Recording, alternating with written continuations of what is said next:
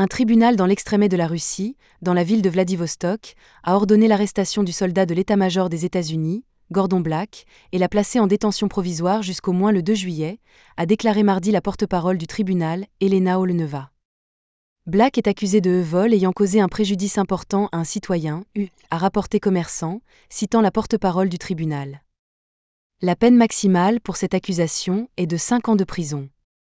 Les médias occidentaux avaient précédemment rapporté qu'un soldat américain avait été arrêté en Russie et accusé de vol après s'être rendu là-bas depuis la Corée du Sud, où il était stationné, sans en informer ses supérieurs, ajouté à la liste des Américains interdits par Moscou au milieu de l'aggravation des relations avec Washington.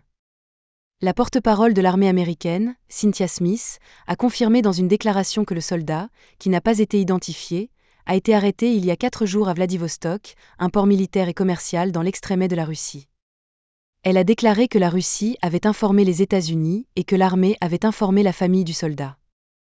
Smith n'a pas donné plus de détails dans la déclaration en raison de la sensibilité de cette affaire. L'ambassade des États-Unis demande un accès consulaire à lui, a rapporté CNN.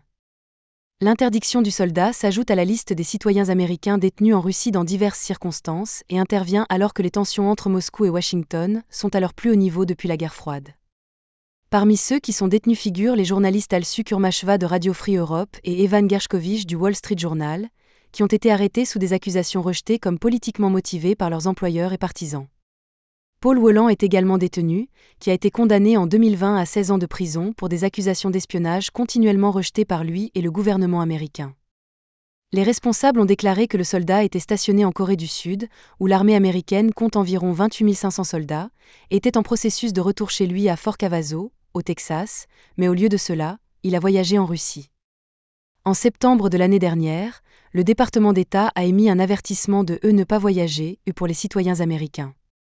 L'incident survient moins d'un an après qu'un soldat américain, Travis King, également stationné en Corée du Sud à l'époque, a pénétré en Corée du Nord par la zone militarisée très fortifiée qui sépare les deux pays.